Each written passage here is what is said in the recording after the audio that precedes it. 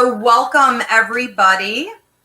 I'm Ivy Rivera. I'm a psychic medium. I'm a Taino Arawak, and I've been practicing mediumship my entire life, but I started giving readings when I was 15, and I started giving readings to the public about 8 or 9 years ago, and started a school where I train people. It's called the Ivy League Psychic Academy, where I train people in psychic mediumship development, empathic development, all kinds of things like this. And one of the things that I've noticed over the years that is not really improving very much is that people don't have a very clear understanding about the difference between free will versus something that is destiny charted. So the name of this free mini class is called Free Will versus Destiny Charted Future. The basic idea here is that when we don't know the difference between something that is fixed, something that is written in the stars, an event that is going to occur, or it is in your life contract, you chose it, it is set to happen, and it cannot be changed. We don't understand how to best cope with that. We have a lot of denial. We have a lot of negativity about those things. We feel very trapped with that way of thinking. But other people don't seem to be able to live any other way.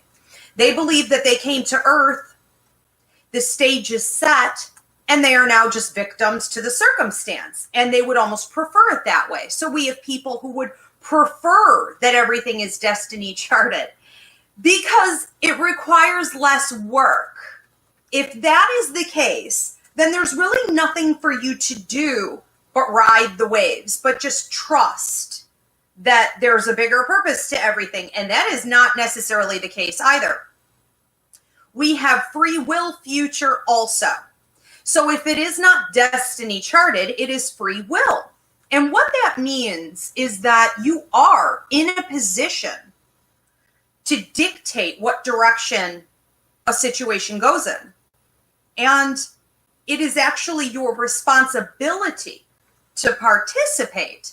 So if we don't understand the difference between the two, what most of us are doing is passively sitting by, either feeling like that's a great way to live, or we're resentful about that, or we have people who are way too controlling. They think that everything is free will, and they step over boundaries that they really shouldn't. They try to affect the stars. They try to counteract destiny. And they create horrible circumstances for themselves. So we don't want to see anybody going too much in either direction. It really needs to be a very balanced idea of the two.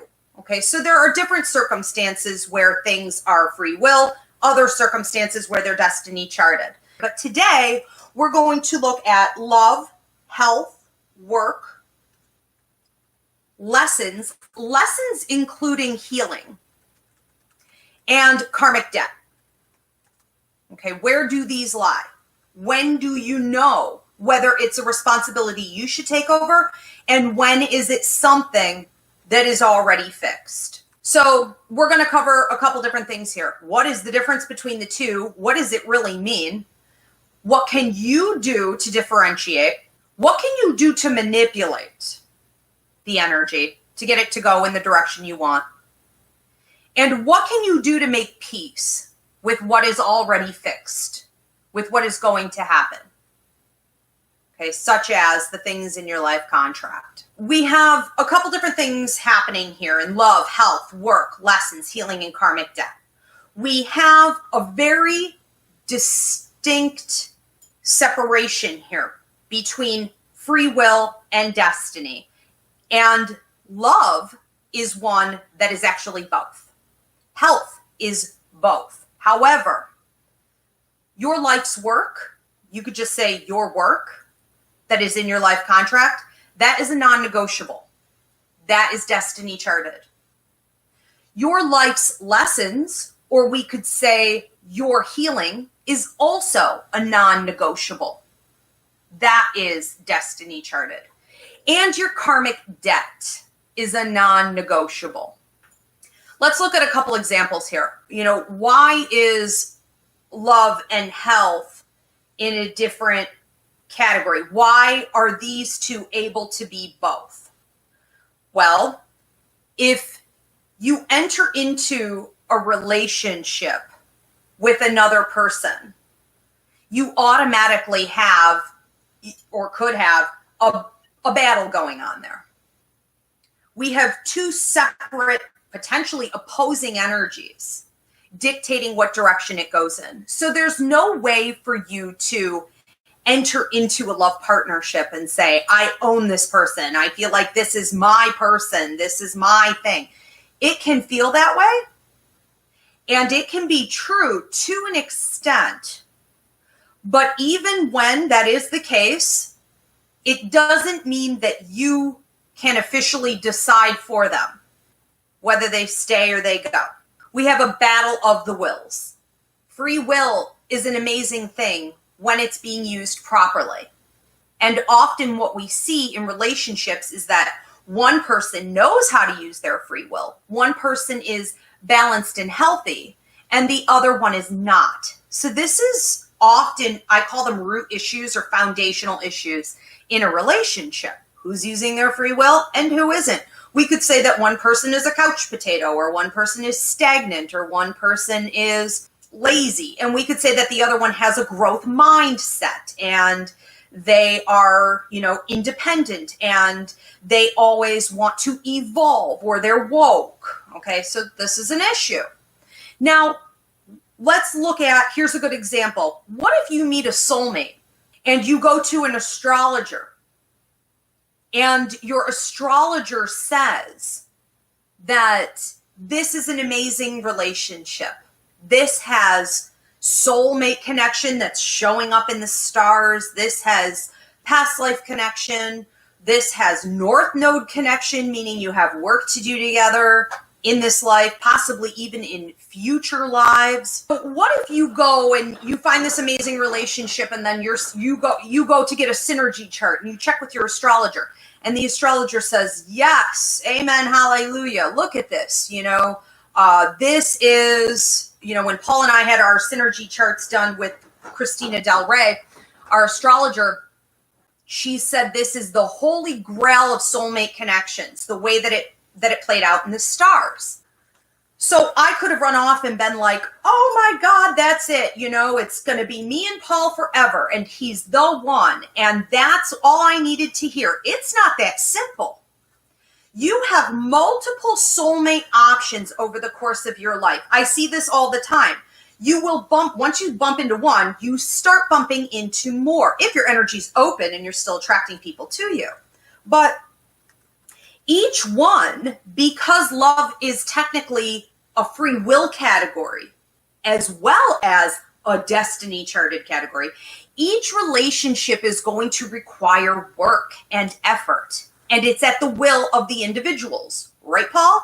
That's right. So if Paul doesn't work at it, it's going to fail. If I don't work at it, it's going to fail. It doesn't matter that it's written in the stars. It doesn't matter that we have cords, so that we're constantly pulling and tugging at each other's energy, and that we came with huge purpose. Soulmate contracts are work contracts.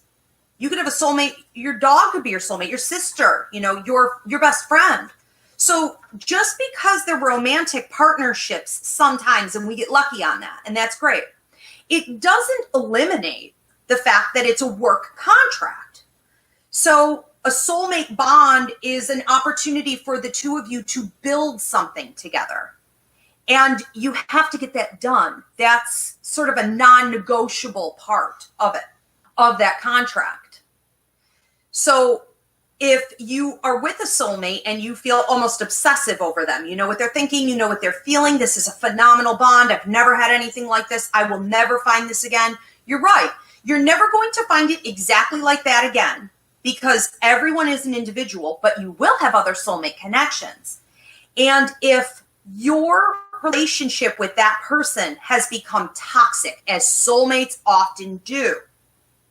If it's become toxic because one person doesn't understand free will or won't work with it, and the other one does, one person is putting in more effort and the other one doesn't ever bother, we're going to have discord. You can look for the right soulmate and continue to be in the flow of releasing those that do not work, eventually attracting or allowing, okay, because the stars, it is written in destiny, allowing for that person to come.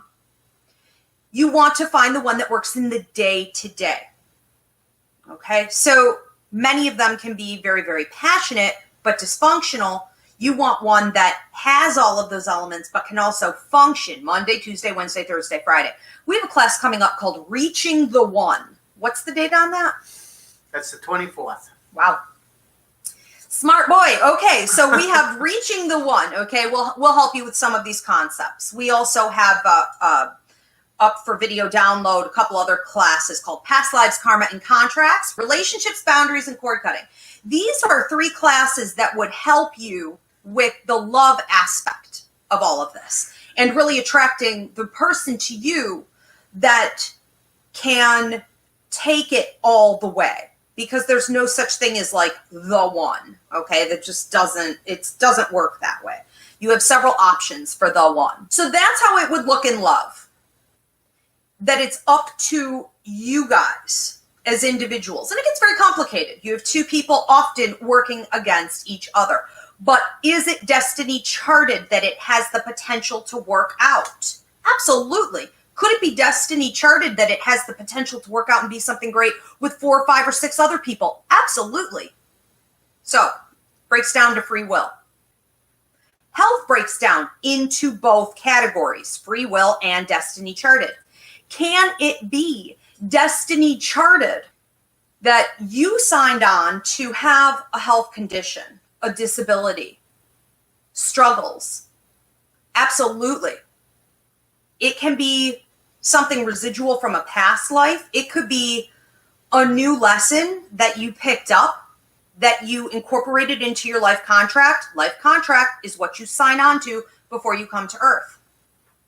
And when you come here, what you would find is that you have forgotten what you signed on to.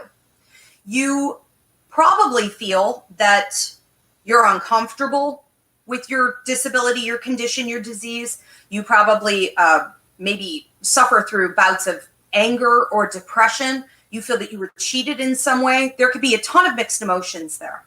A lot of people just want to escape it, or they feel that they're, karmically being punished or something like this. The reality of the situation is you may have signed on to this. And if you did so, it is because it is in some way helping you to evolve.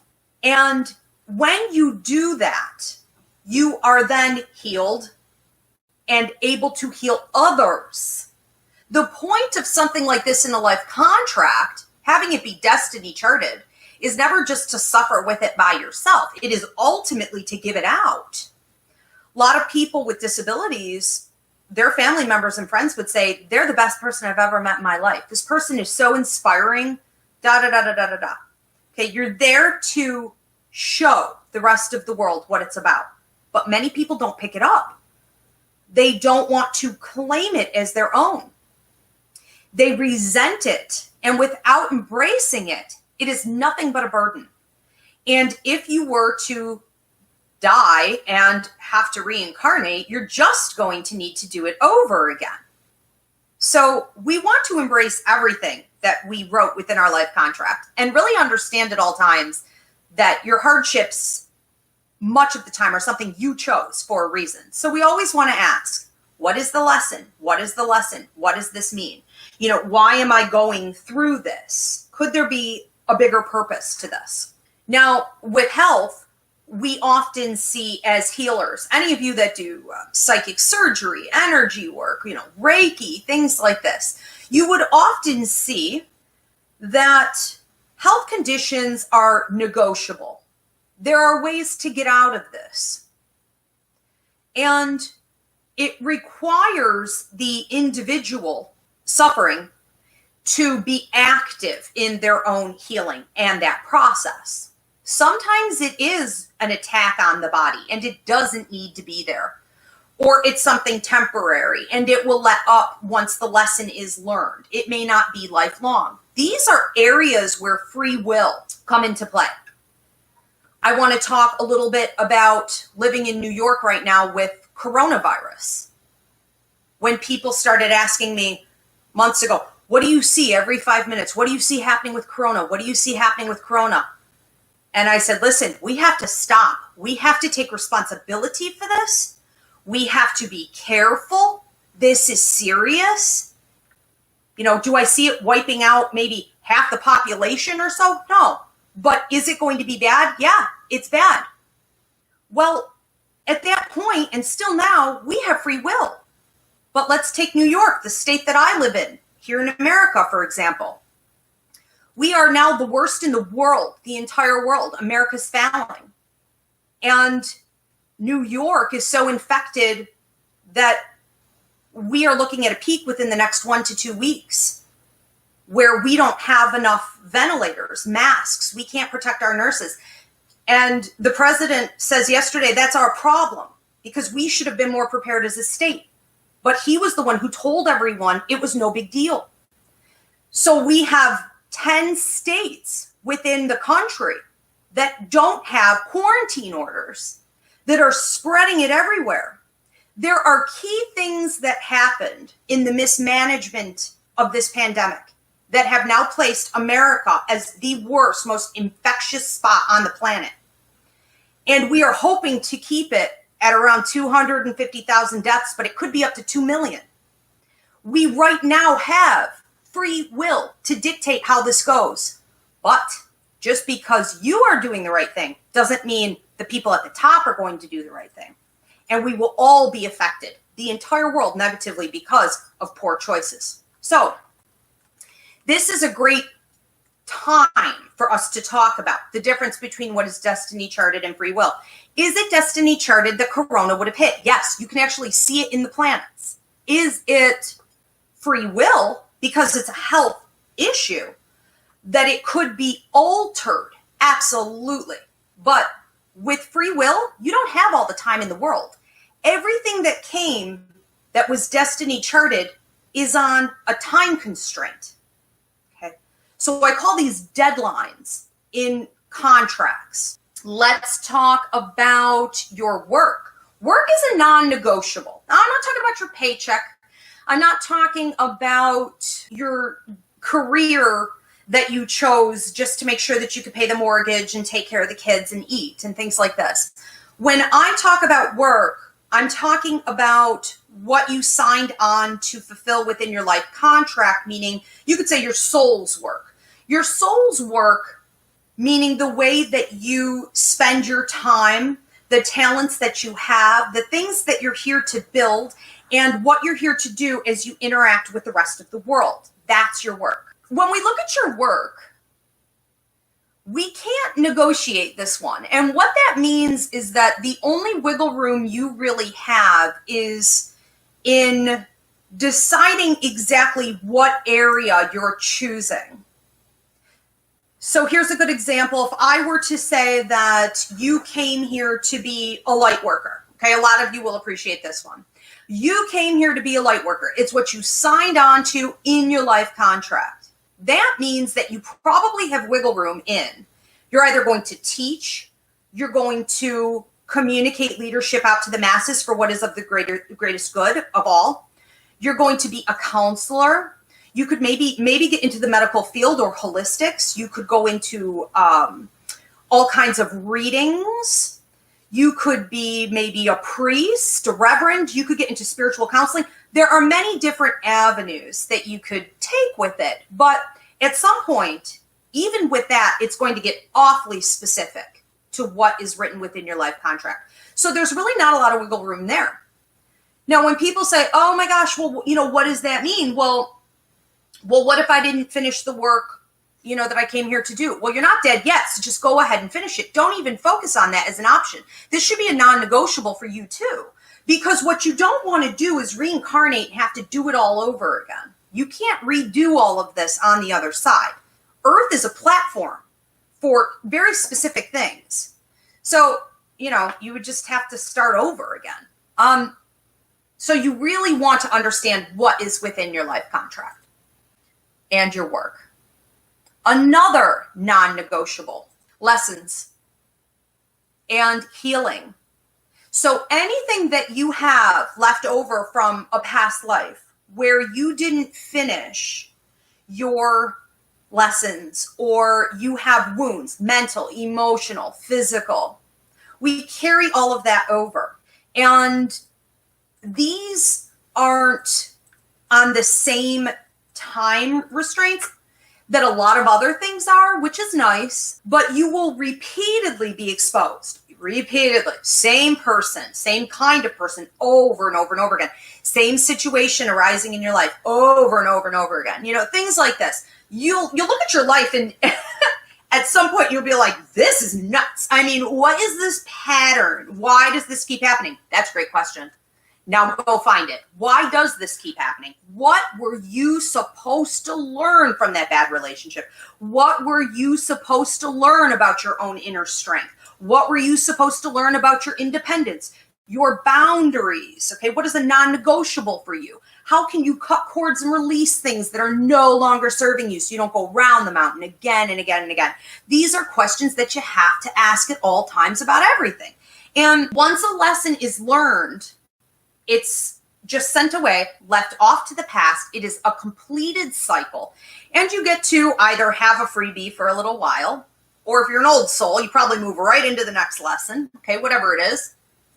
But you receive healing physically, mentally, emotionally, and your lessons through processing all of this. If you don't do those, they will come back. You'll have to redo that, okay? So again, a non-negotiable. Karmic debt. All right. So what is karmic debt? That is you coming to Earth, and you can see this in your numerology. You can see this in your astrological, your zodiac charts. There are a lot of ways to see karmic debt. When I'm giving readings to people, I feel it. And I want to say this. There are far too many readers out there who don't know the difference between free will future and destiny charted future. There are far too many healers out there who don't understand this difference.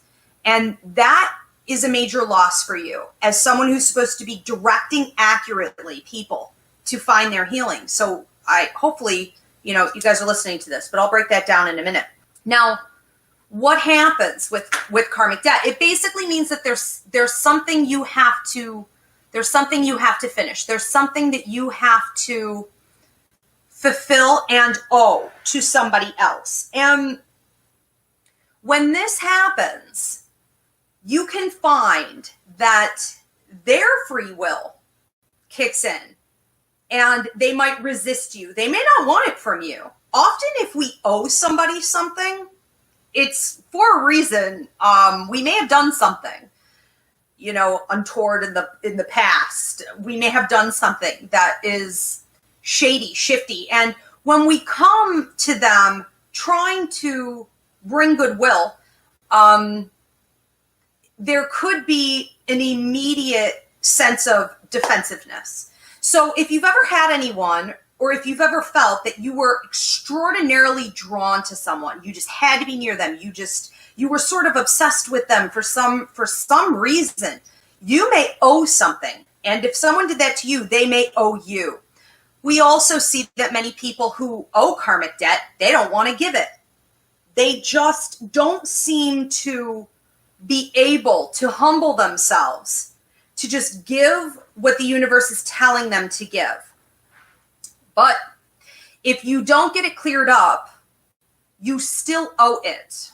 Okay, so the only thing that can really happen here with karmic debt is that if someone else owes you, we talk about this in the karma class, you can cut some cords and sign off on that contract and have them gift it back to the universe in some way, or give it to somebody else. We have a little bit of wiggle room, but not much. If you owe it, you're gonna have to pay it. So again, destiny charted.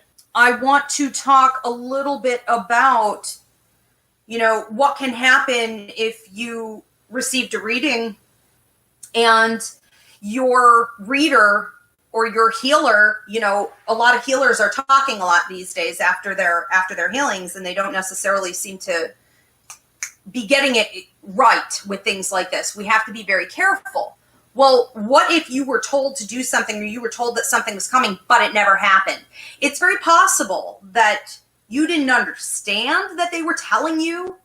You still had responsibility to make it happen, that you had things in your free will that needed to occur before you could have it. It's possible you didn't understand that. It's possible the reader didn't tell you that. It's also possible that when we were looking at the timeline, because the reader didn't understand the difference between these two, they gave a timeline that was very distinct, and it was actually a free will timeline, which means it could be manipulated. Okay. So when you guys have received readings and you question, well, what went wrong, or that was, you know, not a good reading, it's very possible that it was this at the root issue. It wasn't thorough, or you weren't listening, or you just didn't really understand. What do we do when you can manipulate something? What do you do when it falls into a free will category? I would always do this. Ask for what is the highest and best. What is the lesson? What is the point? What is the bigger picture? Ask these questions and find out where divine timing lies. When you have free will and you can manipulate something, it means that you're in a position to alter the time frame a bit. And that's where you really want to reach out to the universe, God, your higher mind, your guides, and say, what would be the best time to act? When is the best time for me to be silent? You know, where does divine timing lie in all of this? And listen and base your choices on that. Now, what do you do when you have something written within your life contract and you just basically hate your life, or you just basically hate your life contract? You just basically hate everything that's in there. You're like, this is not working. I've gotten a bum deal from day one. This is a drag. You know, I could not have signed on to this. I could not have chosen these parents. This can't be accurate. Yeah, it is.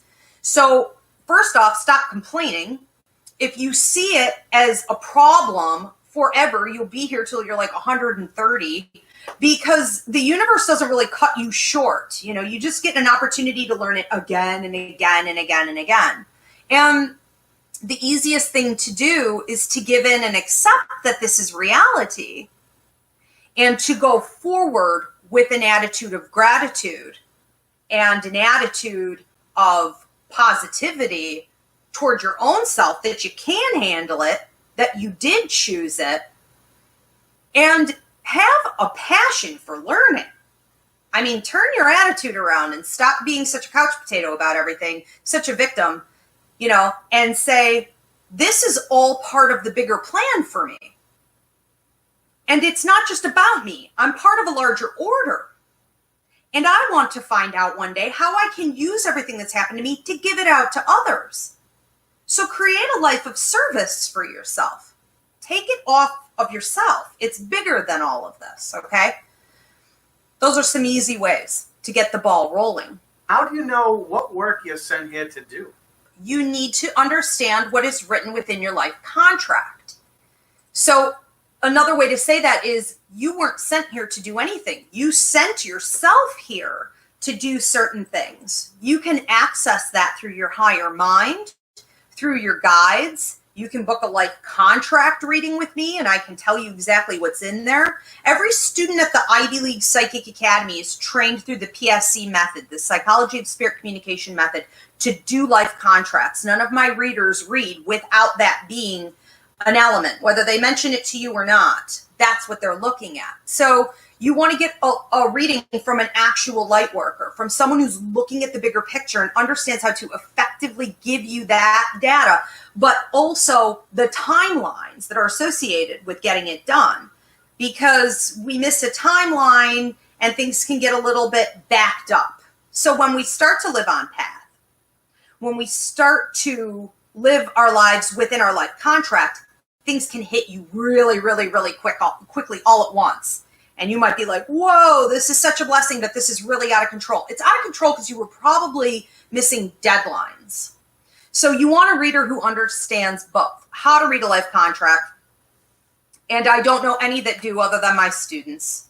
And how to read timeline properly. And I don't know any other than those that I train because of this issue.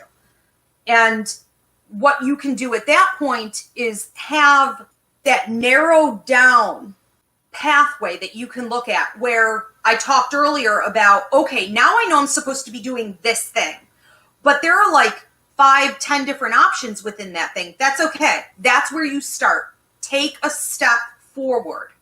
The rest will be lit up for you as you take that step out in blind faith. Okay, now you narrowed it down. Fine. You're going to start moving in that direction. And then it will sometimes slowly, but sometimes actually very quickly, it will start to unfold and show you specifically what. Then you get back on your timeline, and that's it. This is where blessings flow. This is where you can have prosperity. This is where you stop going against the grain. You start actually living the life that you were meant to live, so you have inner peace for the first time. You start attracting other members of your soulmate. You attract to you through law of attraction and manifestation all types of positivity that you never had access to before. So it's more than just getting woke. It's about getting in line with your life contract and understanding the difference between what is destiny charted and what is free will. This is everything.